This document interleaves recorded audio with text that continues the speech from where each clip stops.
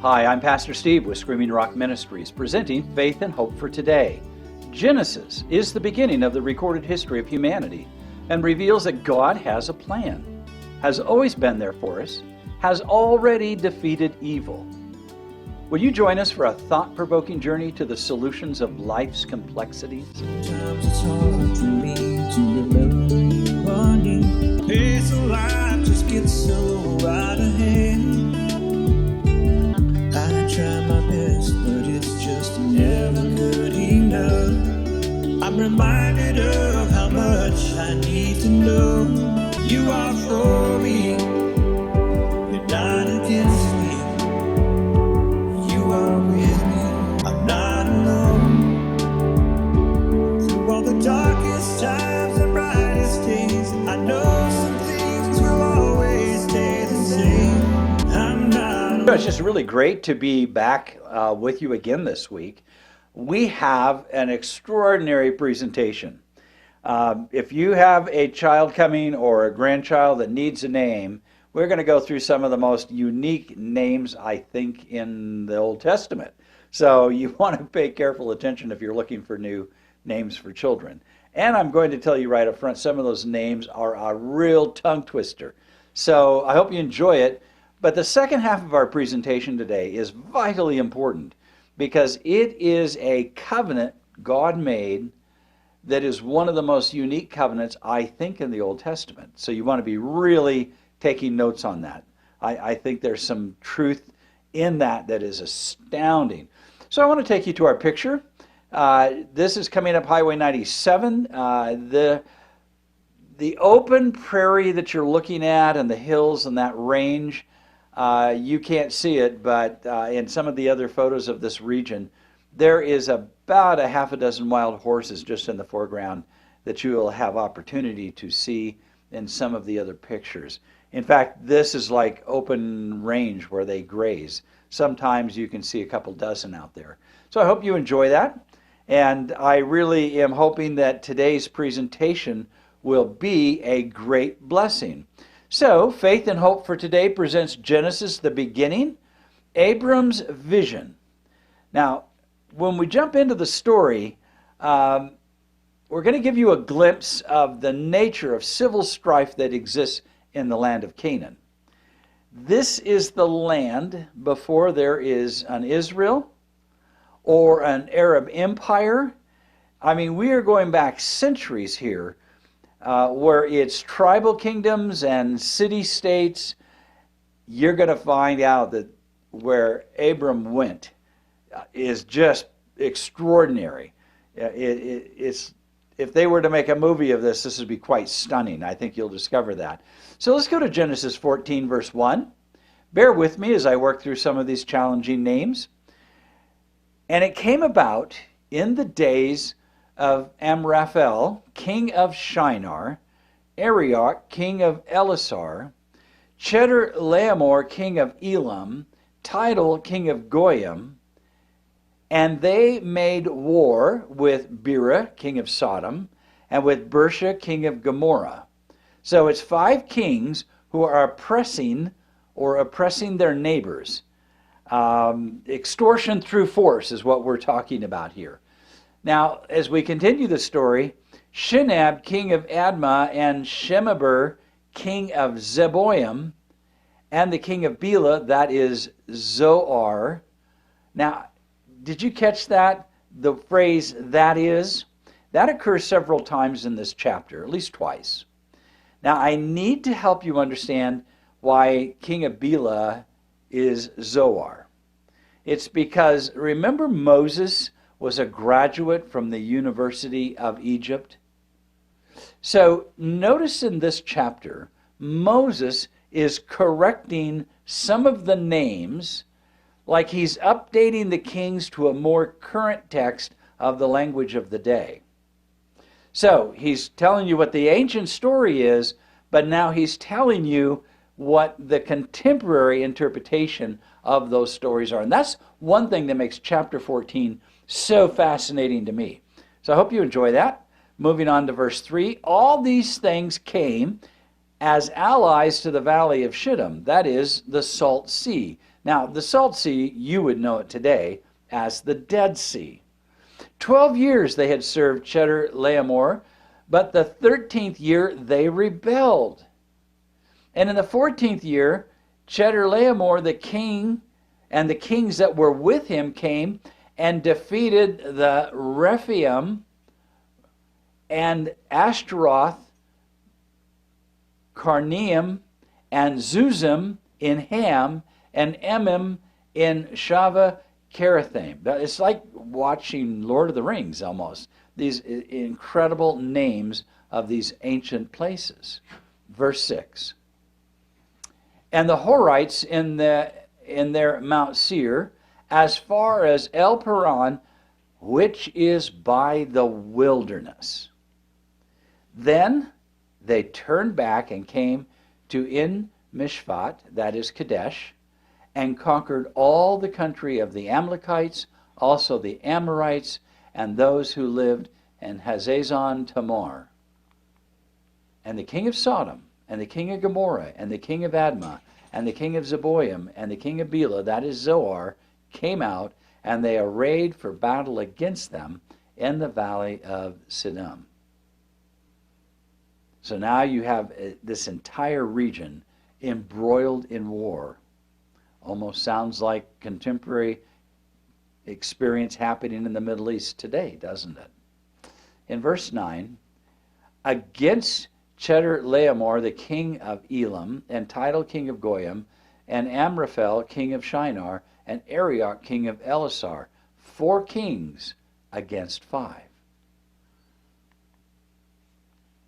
Now the valley of Siddim was full of tar pits, and the kings of Sodom and Gomorrah fled. Now, you know, when they talk about oil in the Middle East, in Genesis, what Moses is telling us is the tar pits, that oil was on the surface of the earth.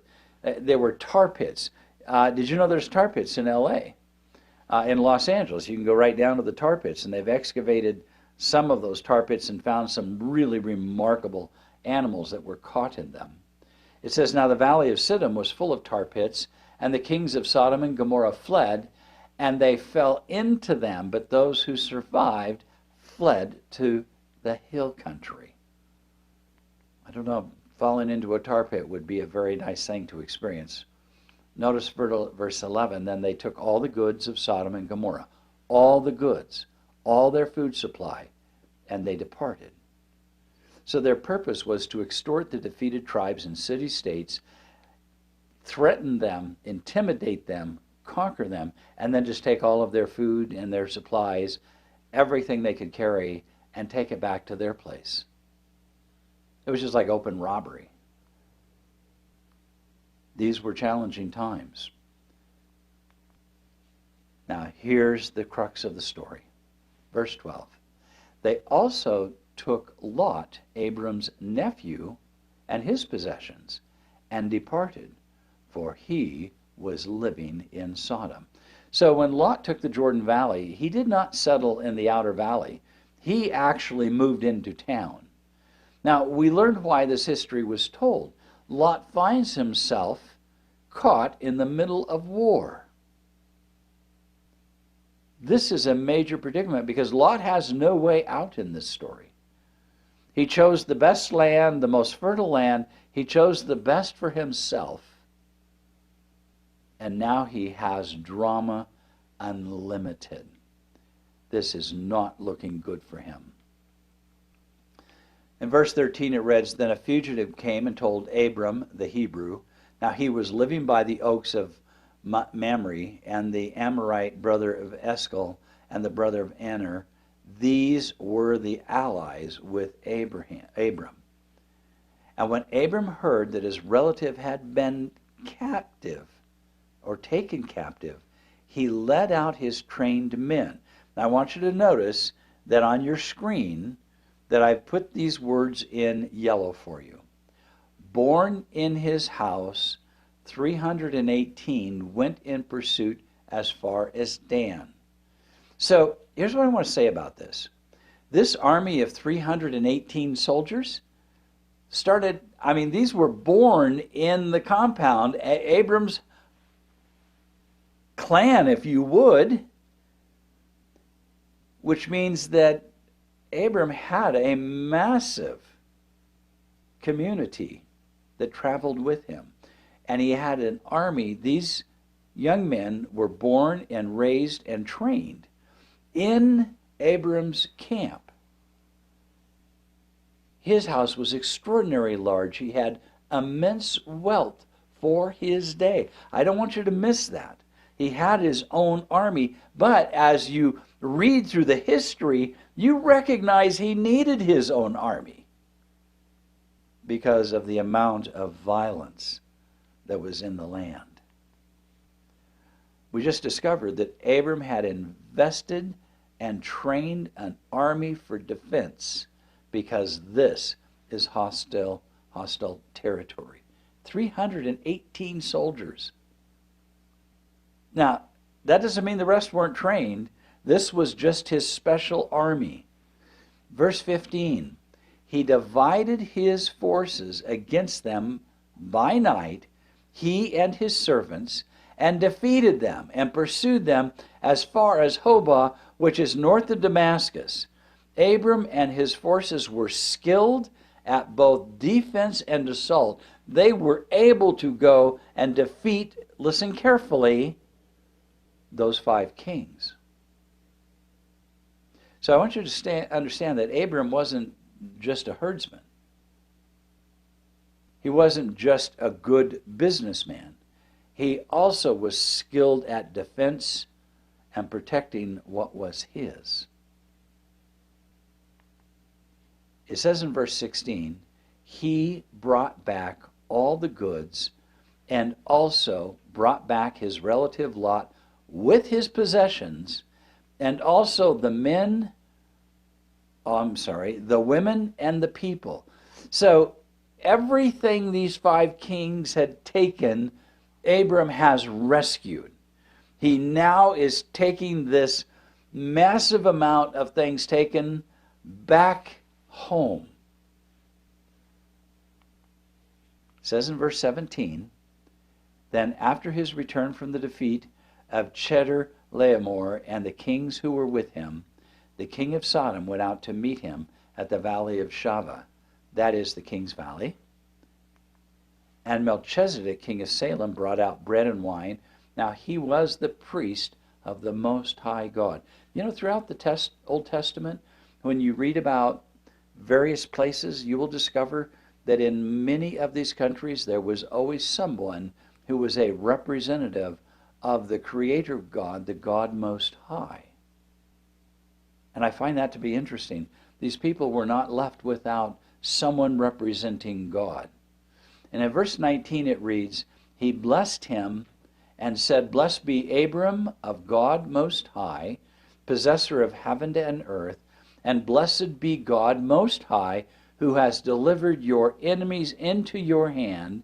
And it says he, that would be Abram, gave him, that would be the priest king Melchizedek, 1/10 of all the spoils. Now here's what's really interesting to me. The concept of returning a tithe to the priest of God Most High, the 1/10, preceded Moses' teaching on tithes and offerings in the book of Leviticus and in Numbers and Deuteronomy and Exodus, where the children of Israel kind of were relearning what it meant to be the people of God. This takes us back to a principle. I mean, this goes back centuries as a principle of acknowledging God through tithe. In this case, to Melchizedek, the priest king. And in verse 21 it reads, the king of Sodom said to Abram, give the people to me and take the goods for yourself. That sounds like a generous offer, doesn't it? But pay attention now. In verse 22, Abram said to the king of Sodom, I have sworn to the Lord God Most High, possessor of heaven and earth, that I will not take a thread or a sandal thong or anything that is yours, for fear that you would say, I have made Abram rich.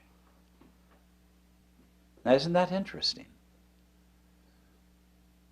Abram did not want to give credit to anyone around him that they somehow made him who he was. He was a man who was faithful to God and could say, God has blessed me. In verse 24, he says, I will take nothing except what the young men have eaten, and the share of the men who went with me, Aner, Eshcol, and Mamre, and let them take their share. After these things, the word of the Lord came to Abram in a vision, saying, do not fear, Abram, I am a shield to you, your reward shall be great. Genesis 15, chapter 2. I want you to pay careful attention. Abram said, O Lord God, what will you give me since I am childless? And the heir of my house is Eliezer of Damascus. And Abram said, since you have given no offspring to me, one born in my house is my heir. Then behold, the word of the Lord came to him, saying, this man shall not be your heir, for one will not come forth, but one will come forth from your own body, he shall be your heir. And he took him outside and said, now look towards the heaven, and count the stars, if you are able to count them. And he said to him, so shall your descendants be. It says in verse 6, then he believed the Lord, and he reckoned it to him as righteousness. And he said to him, I am the Lord who brought you out of Ur of the Chaldeans to give you this land to possess it. He said, O Lord, how may I know that I will possess it? Now, before we go into that covenant, I want you to understand a truth that is revealed here. The entire foundation of Christian religion, and may I say all godly religion that is truly the religion of God, is in verse 6. It says, Abraham believed in the Lord, and the Lord reckoned or credited to or gave it to his account to him as righteous. Our righteousness here is a gift through belief, not through behavioral changes.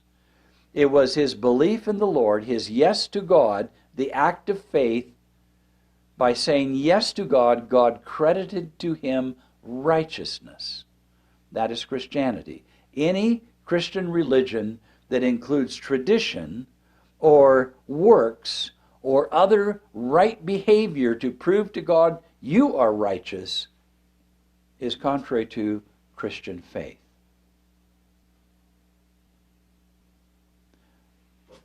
That is an important point. Notice verse 8. He said, Lord, how may I know that I will possess this land?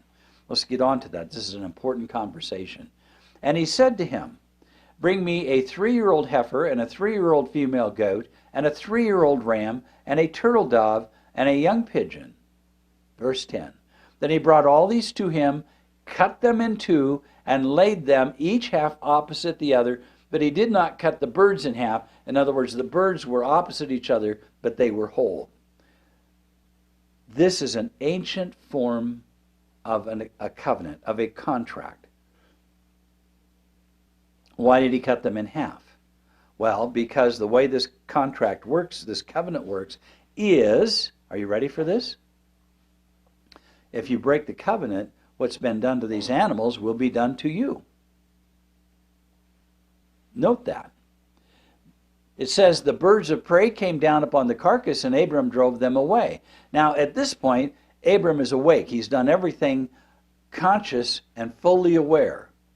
Now notice verse 12, and when the sun was going down, a deep sleep fell upon Abram, and behold, terror and great darkness fell on him.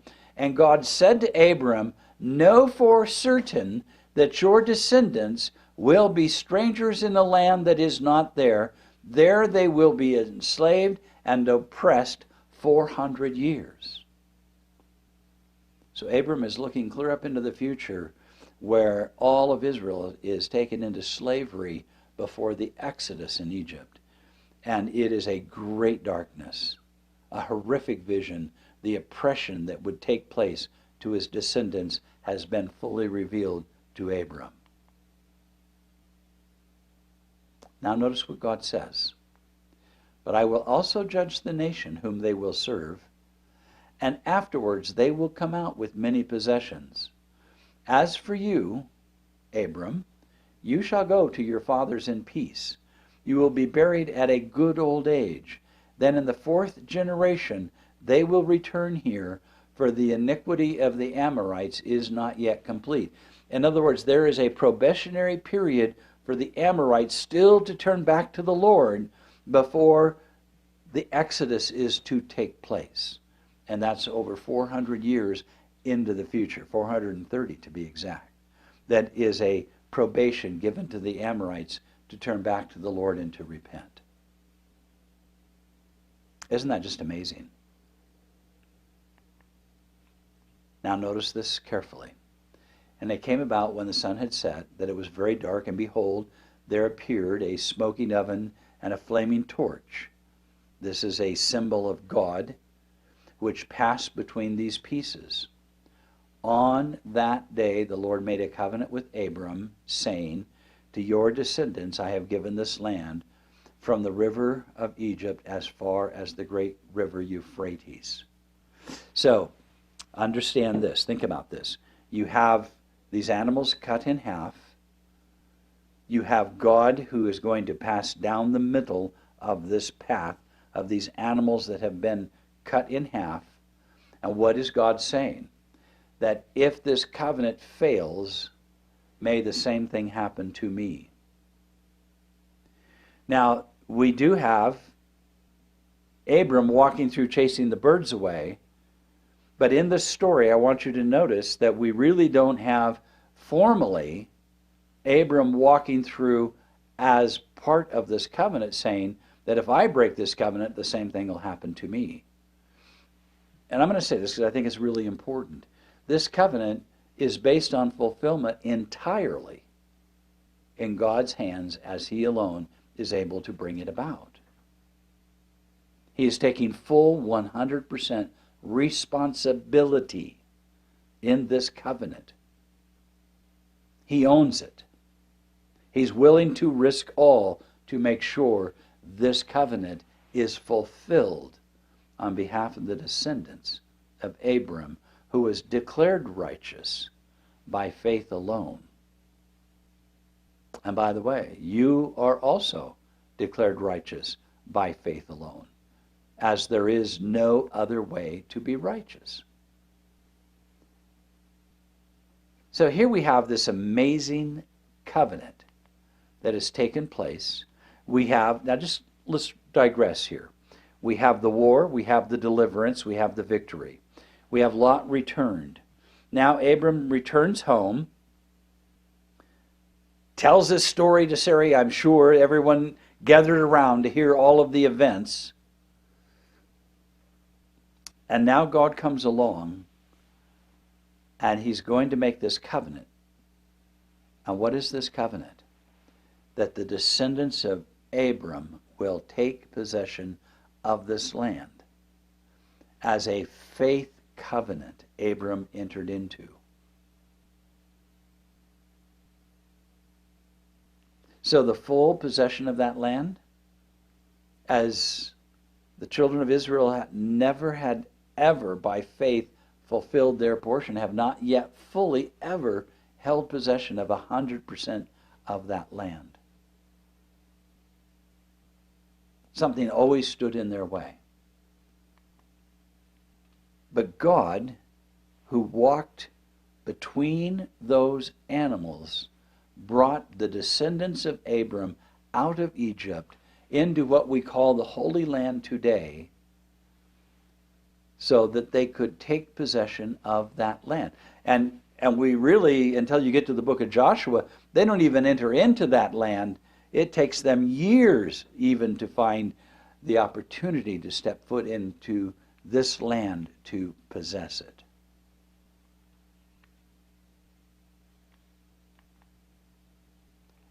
Your descendants I have given this land from the river of Egypt as far as the great river, the river Euphrates, the Kenite and the Kenizzite and the Catamite and the Hittite and the Prezerite and the Raphaim and the Amorite and the Canaanite and the Girgashite and the Jebusite. All of those city-states or kings or cities, all of those would be given 400 years of probation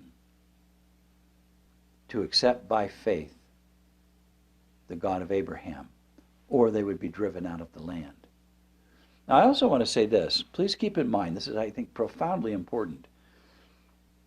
The reason Israel was placed in this location in the Middle East is because what we call the Holy Land today, in the time of Abram and in the time Israel did possess it, was the central trade route for the known civilized world. That they would be the center of the northern and the southern and the eastern lands would all be intersecting, and they would be walking through the Holy Land, meeting God's people, and in meeting God's people, they would meet God, and they were placed there not to benefit for selfish reasons, not to say, look at me, look at this great land I possess.